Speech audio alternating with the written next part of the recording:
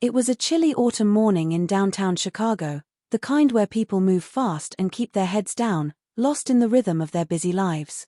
The kind of day where no one expects anything out of the ordinary. But what happened on that crowded city bus would not only spark a chain of unexpected events, it would change one young man's life forever. 17-year-old Marcus Johnson had no idea that this day, of all days, would test not only his character but also how far society had truly come. A soft-spoken black teen with dreams bigger than the world around him, Marcus wasn't looking for attention or applause. He had just gotten off a long shift at his part-time job and was headed home to help his younger sister with homework. All he wanted was a quiet ride, a little rest, maybe a nap against the windowpane before his next responsibility kicked in. But then she got on the bus. A woman in her late 20s, visibly pregnant, struggling with her grocery bags and holding her belly with one hand. The bus was packed, standing room only, and not a single person moved. People glanced, looked back at their phones, adjusted their headphones, pretending they hadn't noticed. That's when Marcus stood up, offered his seat without hesitation, and gently helped her balance herself before stepping back to hold onto the rail. It was a simple act of kindness. One that he didn't think twice about. Something his mother had raised him to do. But what he didn't know, what no one on that bus knew, was that the woman he had just helped was not just any stranger. And the note she quietly slipped into his hoodie pocket before getting off the bus was not just a thank you. That note would flip his world upside down. Now, here's where it gets strange. Just a few hours later, Marcus found himself being questioned by police. Sirens, flashing lights, confusion. He was scared but calm, unsure why he was even being approached. He hadn't done anything wrong. At least, he didn't think he had. The officers weren't aggressive, but they weren't exactly friendly either. They had a look of quiet suspicion, the kind that said they didn't quite believe what they were hearing. And when Marcus tried to explain about the bus, the woman, the note, they didn't buy it. Not one word. Why? What was in that note? Was it a setup? A misunderstanding? Or was there something about Marcus, something hidden in his past, or hers, that tied all of this together in ways even he couldn't imagine? The truth was, Marcus had always tried to stay under the radar. A good kid. Kept his head down. But now he was at the center of something much bigger, and everything was starting to unravel. Fast. He had a choice: speak up and risk not being believed, or stay silent and let the truth bury itself. But one thing was clear: someone out there wanted that note to stay hidden. And the police? They weren't buying a word he said. What was really going on that morning? And who was the pregnant woman who vanished before anyone could ask her a single question? You won't believe what comes next. Marcus stood there, cold air biting through his hoodie, the flashing red and blue lights painting the sidewalk in waves of confusion. The two officers in front of him weren't shouting, but their tone was sharp, clipped, like they were trying to trap him in his own words. He kept his hands visible, just like his mom had taught him. Stay calm. Stay respectful. Don't make sudden moves. One of the officers asked again, "And you're saying you've never seen this woman before today?" "No, sir," Marcus replied, his voice steady but low. "I just gave her my seat on the bus. That's it." They exchanged a glance. Something wasn't adding up for them. But Marcus didn't understand what the problem was. Was it really so strange for someone to do a small act of kindness anymore? Or was it something else entirely? He remembered the moment she handed him the note, so casually he hadn't even noticed until after she had stepped off the bus. It was folded tightly, stuffed into the front pocket of his hoodie. At first, he thought maybe it was a thank you note. People didn't really do that kind of thing, but maybe she was just different. Grateful. But when he opened it, everything changed. He didn't understand all of it. The handwriting was rushed, almost messy, like she'd written it in a panic. There were only a few lines, but they hit like a punch to the chest. "I don't know who you are, but you're kind. Please don't tell anyone you saw me. They're watching me. They think I'm gone. But I had to leave. You might be the only one who can help." That's all it said. No name. No phone number. Nothing else. He reread it 3 times, trying to make sense of it. Was it a joke? Was she in danger? Who was watching her? And more importantly, why him? Marcus didn't tell the police about the note right away. Something in his gut told him to wait. Maybe it was fear, maybe it was instinct, but something told him this wasn't something he could just hand over without knowing more. They already didn't believe him. What would they say if he gave them a strange note from a stranger? That he made it up. But the officers knew something. They weren't just asking random questions. They had a reason to come looking for him. "Look, Marcus," the older cop said, folding his arms, "we're not saying you did anything wrong. We just need to know exactly what happened this morning. We're trying to piece some things together." Marcus nodded slowly. "I told you everything I know. I saw her get on the bus. She looked tired. She was holding her stomach, and no one else stood up. So I did. She didn't even say much. Just smiled. She got off a few stops later." The younger officer scribbled something in a notebook, then looked up. "You didn't talk to her after she got off the bus?" "No. She left before I even noticed the note." Again, the officers exchanged looks. Quiet ones. Heavy ones. They finally let him go, but not before taking his full name, school, and home address. Marcus walked home in a daze, the weight of the note in his pocket like a stone. He hadn't done anything wrong, but now he felt like he was in the middle of something way over his head. At home, his mom immediately noticed something was off. "You okay, baby?" she asked as she stirred the pot on the stove. Marcus hesitated. "Yeah. Just tired. Long day." He didn't tell her about the police. Not yet. And definitely not about the note. She had enough to worry about already, raising 2 kids on her own, working double shifts, trying to stretch every dollar just to make rent. Later that night, Marcus sat in his room, staring at the note again. Turning it over. Trying to read between the lines. Who was this woman? What was she running from? And why would she pick him, of all people, to send this kind of message? He thought about telling his best friend Jamal, but something held him back. This didn't feel like a story to laugh about or a mystery to solve over text messages. It felt real. Dangerous. He pulled out his phone and did a quick search. Pregnant woman missing in Chicago. A few stories popped up, but none of them seemed to match. No photos that looked like her. No names that rang a bell. But something told him the story hadn't hit the news yet. Or maybe it never would. The next morning at school, everything felt off. Teachers droned on, classmates gossiped in the hallways, but Marcus couldn't focus. Every time he closed his eyes, he saw her face, pale, tired, eyes darting like she was checking for someone behind her. Like she was scared. Then something strange happened. During lunch, a man in a grey coat stood by the school gate. Not a parent. Not a teacher. Just watching. He wasn't holding a phone or talking to anyone. He stood there for maybe 10 minutes, then walked away. Marcus caught it out of the corner of his eye. And suddenly, that line from the note came back to him. "They're watching me." He didn't know why, but he started to feel like they were watching him now. The next few days blurred together. Marcus started keeping the note hidden inside a book at the back of his closet. He told no one. But every time he rode the bus, he checked the faces around him. Every time he walked home, he looked over his shoulder. Something was building. He could feel it. Then, one afternoon, he got a message from an unknown number. "You don't know what you've gotten into. Stay quiet." That's all it said. He stared at the screen for a long time. The phone number had no name, and when he tried to call it back, it was disconnected. The police weren't asking questions anymore. But someone else was watching. And Marcus had no idea how deep this really went.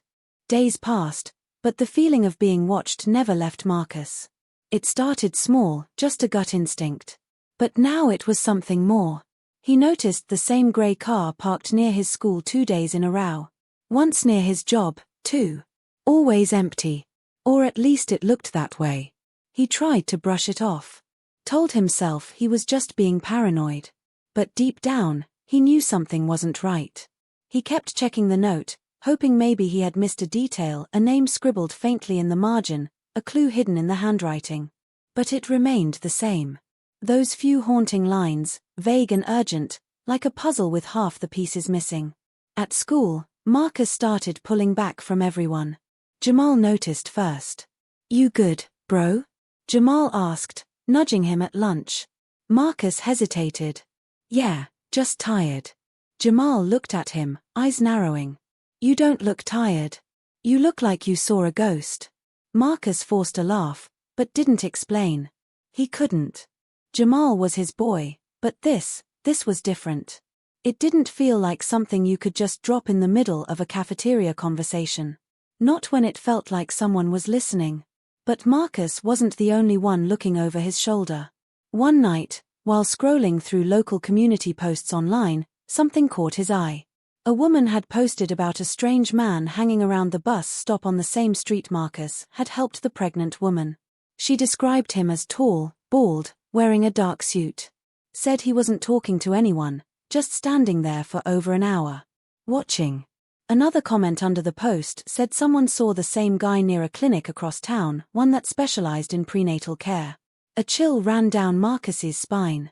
Was it connected? Was someone looking for her? The deeper he thought about it, the more questions piled up. What if she was running from something bigger? What if this wasn't just about a scared woman on a bus? What if she knew something dangerous?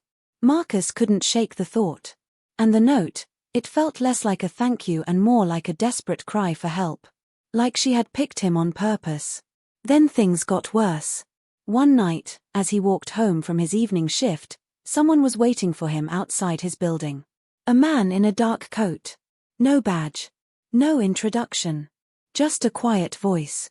"You Marcus Johnson?" Marcus froze. "Yeah, who's asking?" The man didn't answer the question. Instead, he stepped closer, too close. "You've been asking questions. Looking where you shouldn't. That woman? Forget her. She's gone." Marcus's chest tightened. "I haven't done anything wrong." "Then keep it that way," the man said. "People who stick their nose in places it doesn't belong, they get hurt." Before Marcus could reply, the man walked off, disappearing into the alley. No car, no name.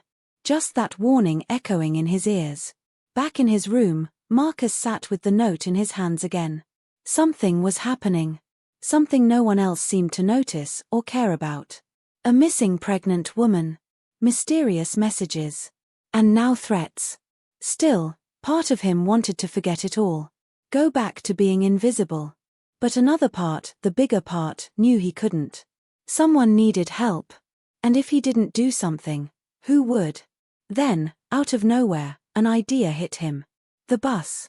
He remembered the route, the stops. Maybe one of the security cameras caught something. Maybe he could prove he wasn't lying. Maybe he could find her. The next morning, he skipped school and rode the same bus route again. This time, he paid attention. He watched every stop, every store, every alley they passed. He asked the driver if there were cameras on the bus. The driver nodded, but told him they didn't keep footage for long, maybe a week, tops. Marcus's heart sank. It had already been longer than that.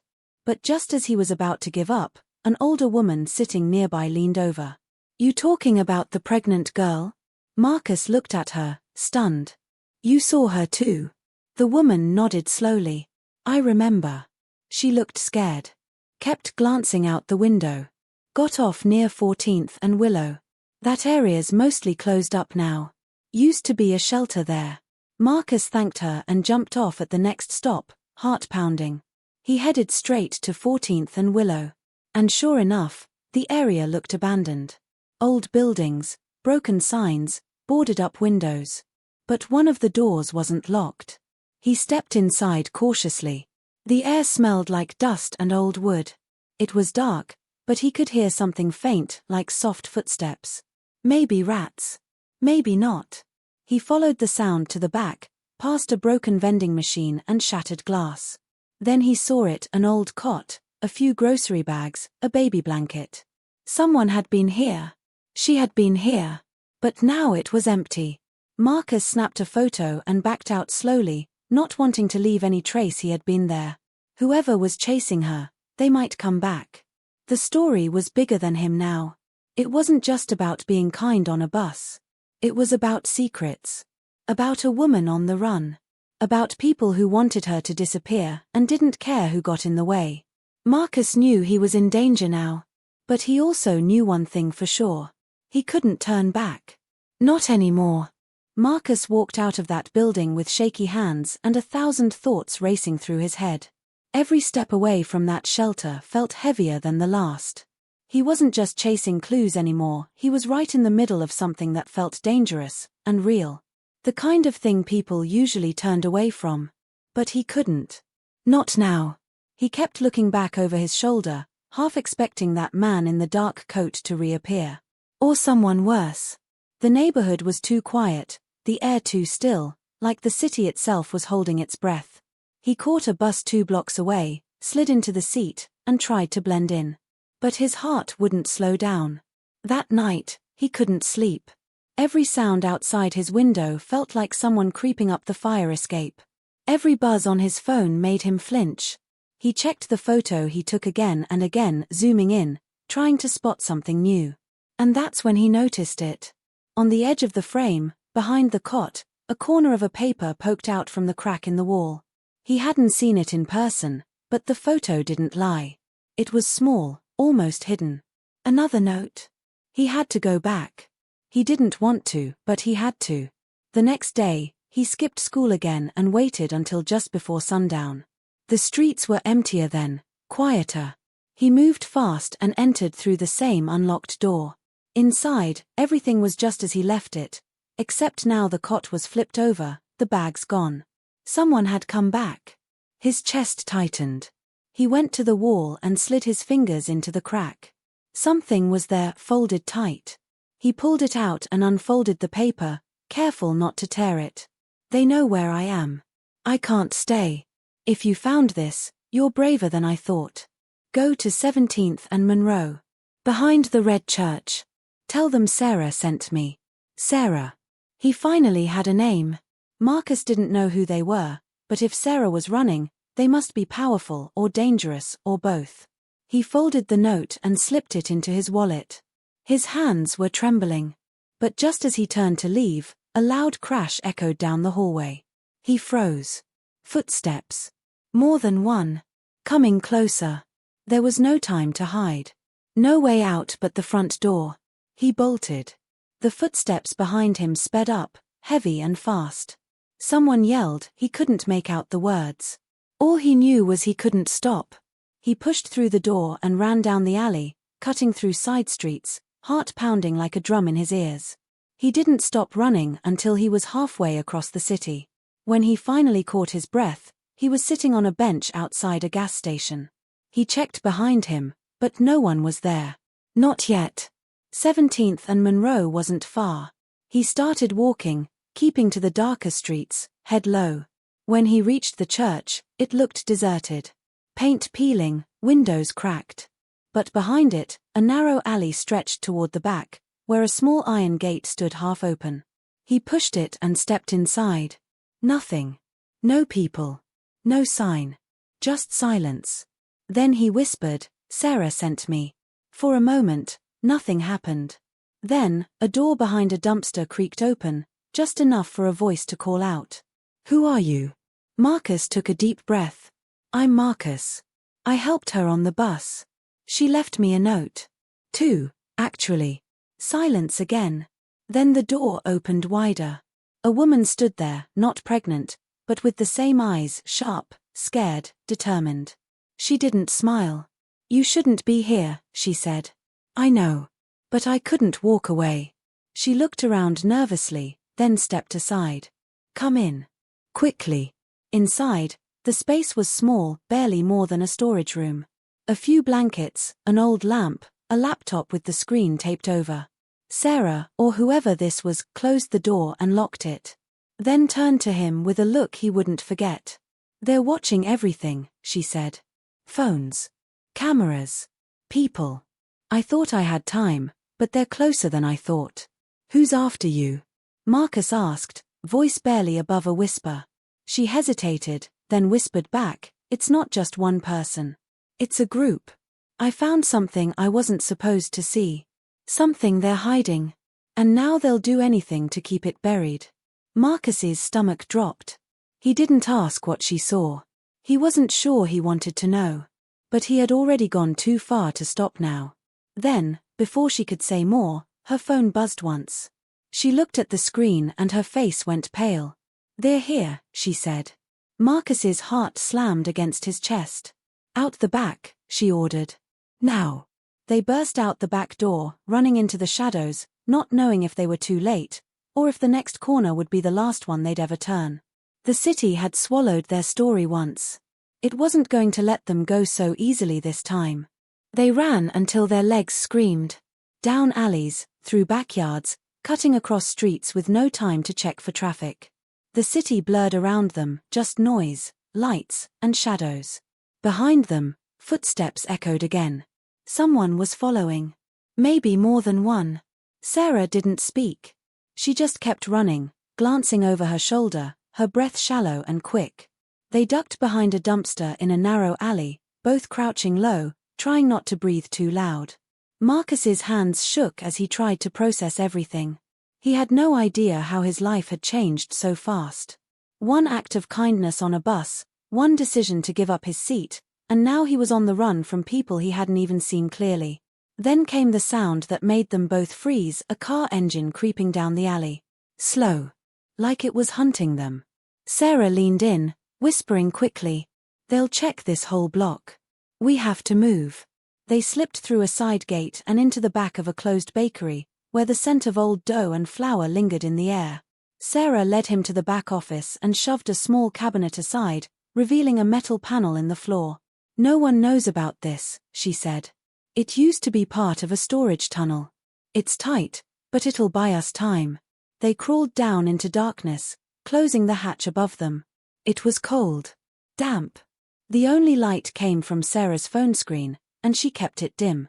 As they sat there in silence, Marcus finally asked the question that had been burning in him since the moment they met again. "What did you find?" She hesitated, then said softly, "You ever hear about the Midtown records?" Marcus nodded. It was in the news months ago.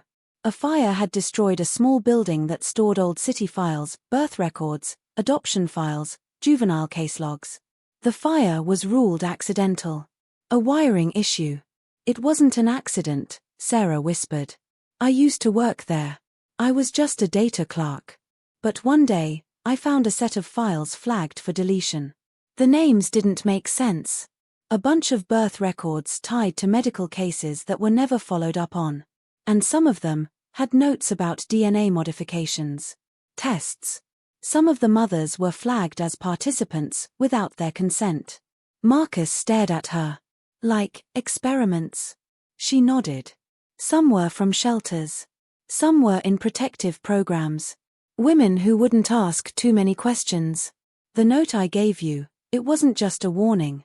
It was a way to trace me if something happened. You were never supposed to be part of this. But I am now," he said, voice low. Sarah looked at him with a mixture of guilt and fear. "They destroyed the building to erase what I found. I got out with a few files before it happened. But someone saw me. And since then, I've been running."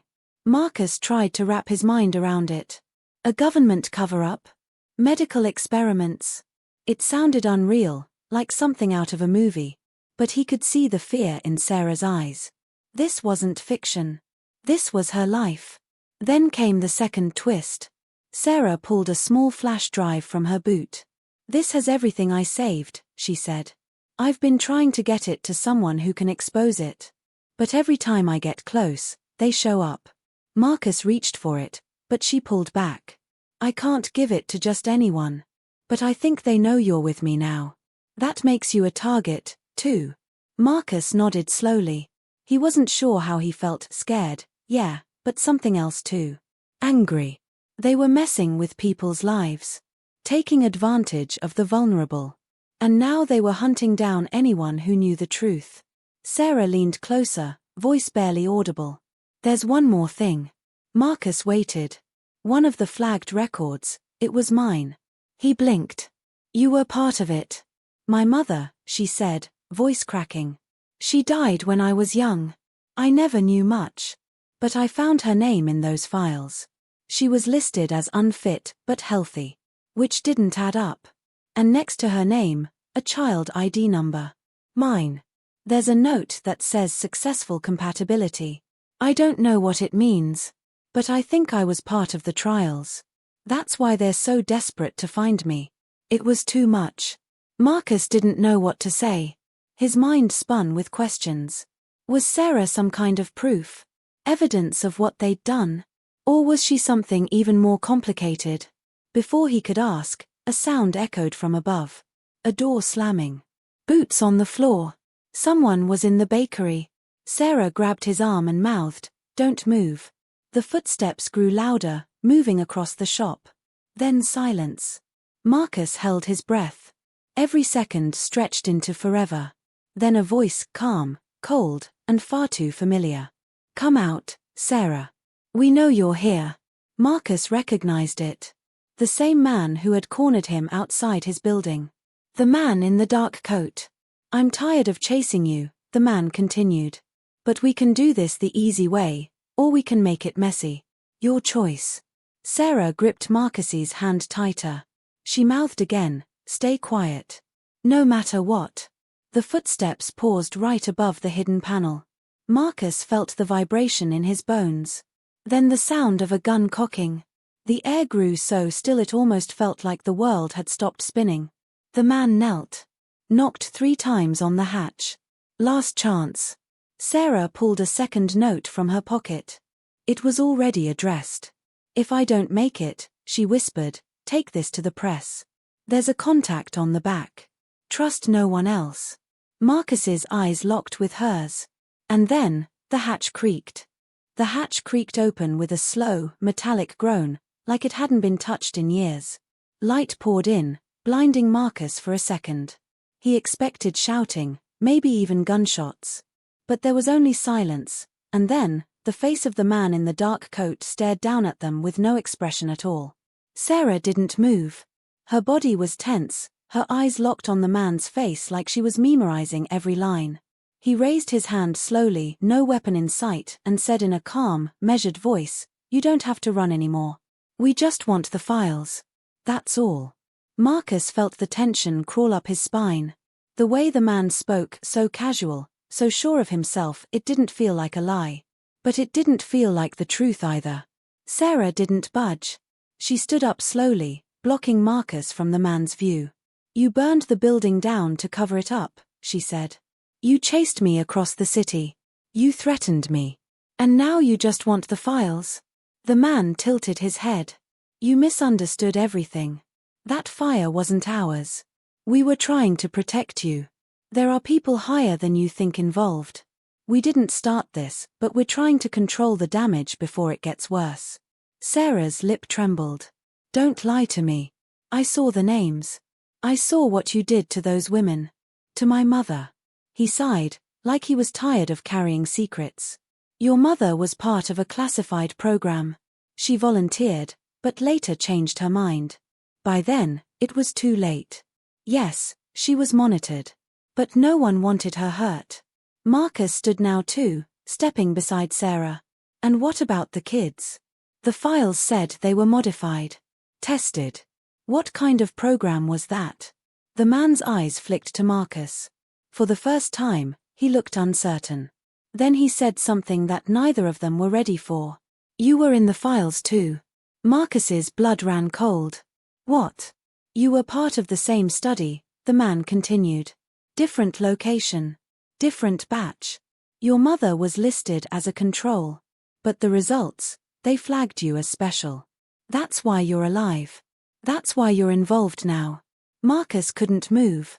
The room tilted around him. "Lies," Sarah whispered. "You're just trying to get in our heads." But Marcus wasn't so sure anymore. Then the man reached into his coat slowly and pulled out a small black device. He held it out, non-threatening.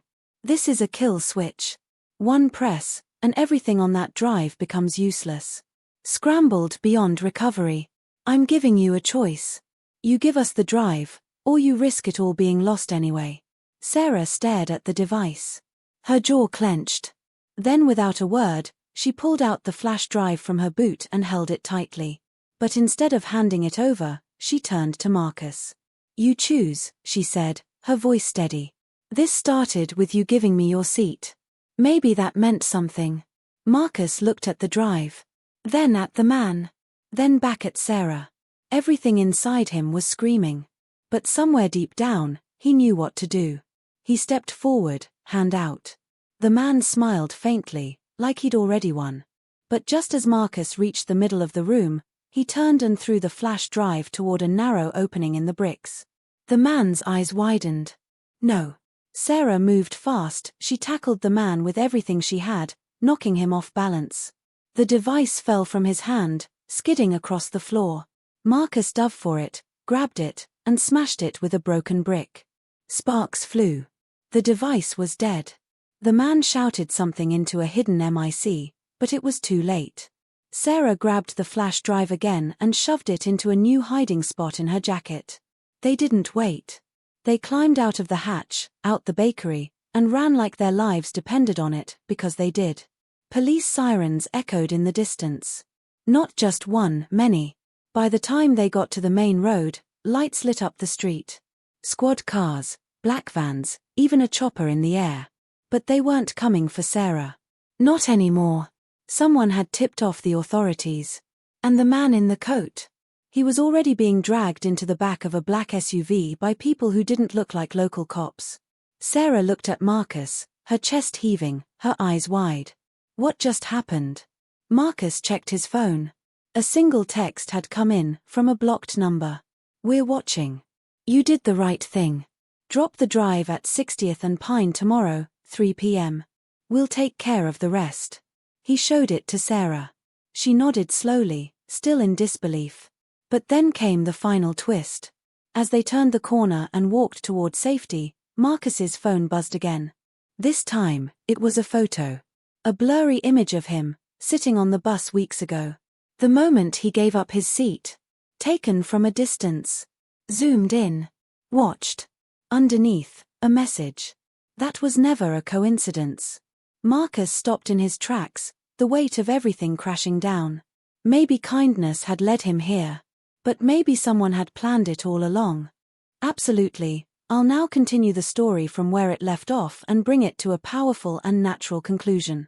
This final segment will wrap up all major plot points, resolve subplots, and offer an emotional and thoughtful ending, while keeping SEO-relevant keywords subtly included and the tone human-centered and policy-safe.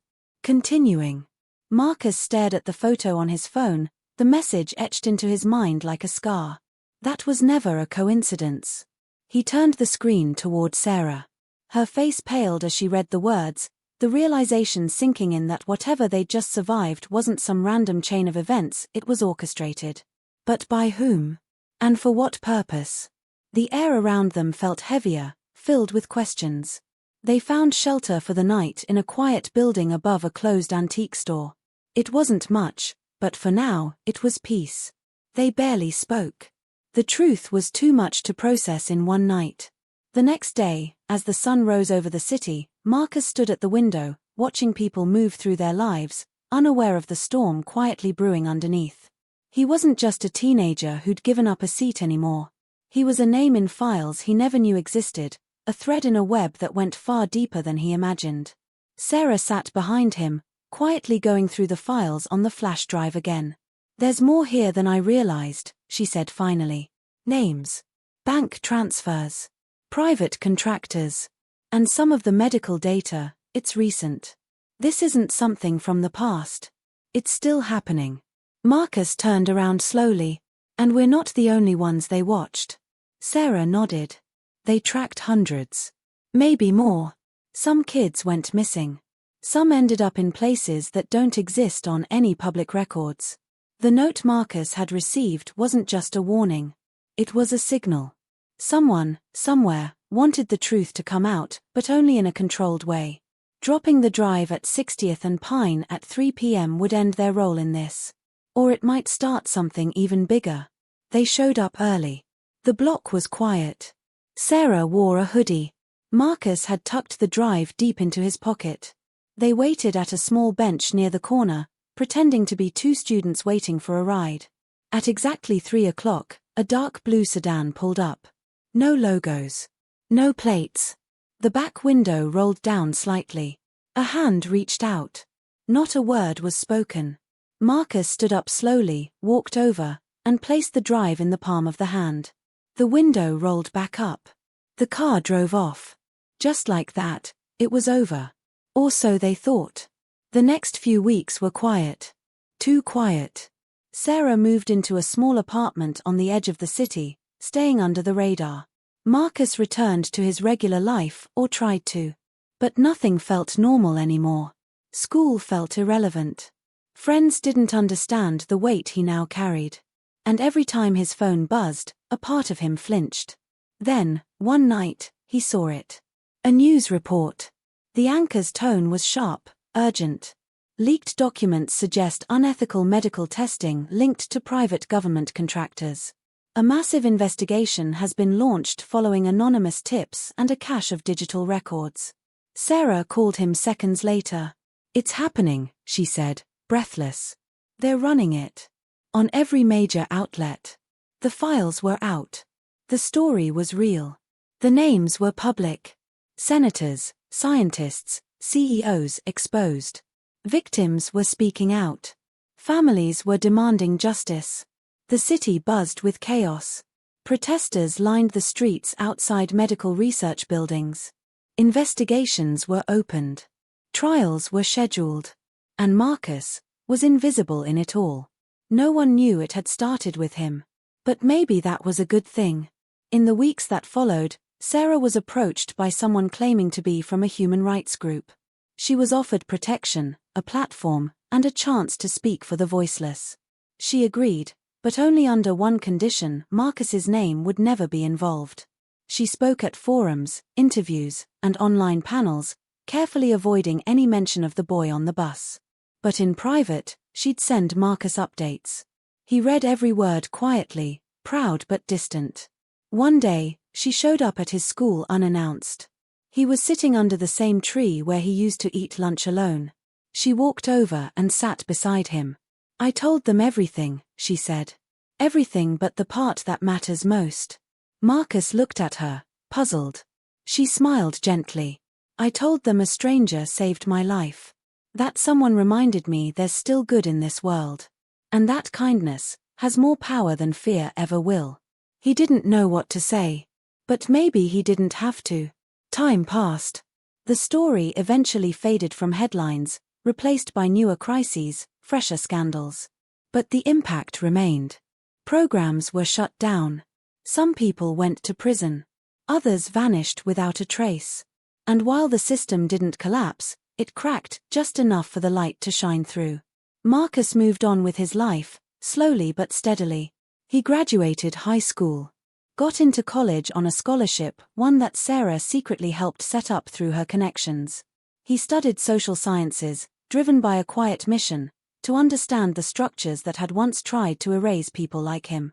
Sarah kept working too.